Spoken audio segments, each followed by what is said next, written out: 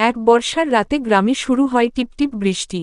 আকাশে মেঘ গর্জায়, মাঝে মাঝে বিজলি ঝলকায়। গ্রামের এক কোনায় ছোট্ট এক ঘরে বাস করে বুড়ো মদন আর তার স্ত্রী বুড়িমালা। গরিব হলেও তারা ছিল খুব অতিথিপরায়ণ। সন্ধ্যার সময় যখন মদন হাঁসের ঝোল আর গরম ভাত রান্না করতে যাচ্ছিল, তখন দরজায় টোকা পড়ল। কেউ এ বৃষ্টির মধ্যে এল, ভাবল মদন। দরজা খুলতেই দেখা গেল এক অচেনা লোক, চেহারায় ভদ্রতা, গায়ে চাদর, কিন্তু চোখে ছিল এক অদ্ভুত চাহনি। লোকটি বলল, আমি পথ হারিয়ে ফেলেছি, একটু আশ্রয় পাব কি? মদন ও মালা দম্পতি তাকে ভিতরে ডাকল, শুকনো কাপড় দিল, আগুনের পাশে বসাল।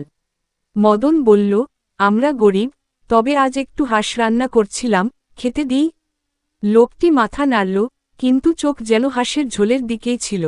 খাওয়ার সময় শুরু হলো সমস্যা। ভদ্রলোক প্রথমে এক থালা খেল, তারপর আরেক থালা চাইল।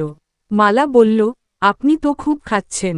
লোকটি হেসে বলল, এটা আমার ছোট খিদে। তারপর হাঁসের পা, মাংস, ঝোল সব একে একে গিলে ফেলল। এমনকি মদনের জন্য রাখা ভাতটুকুও চেয়ে নিল।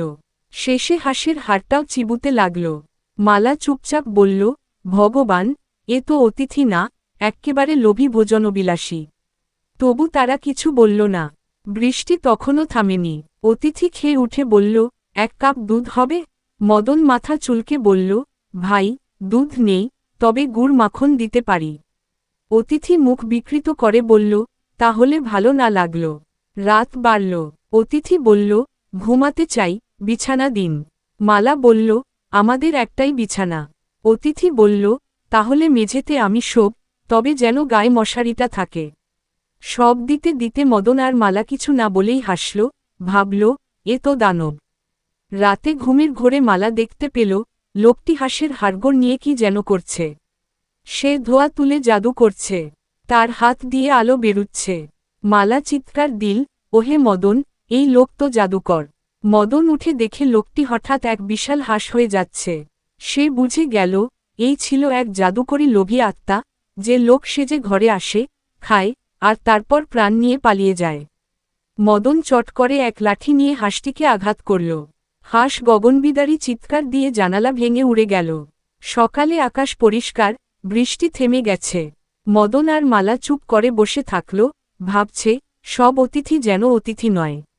কখনো কেউ লোভের ছলে, মিষ্টি হাসির আড়ালে বিপদ হয়ে আসে। তাদের হাঁসের আর খোঁজ মেলেনি, তবে তারা পরে ছোট্ট একটি কাঠের মূর্তি বানিয়ে রাখল উঠোনে, যাতে ভবিষ্যতে কোনো লোভী আত্মা কাছে ঘেঁষতে না পারে।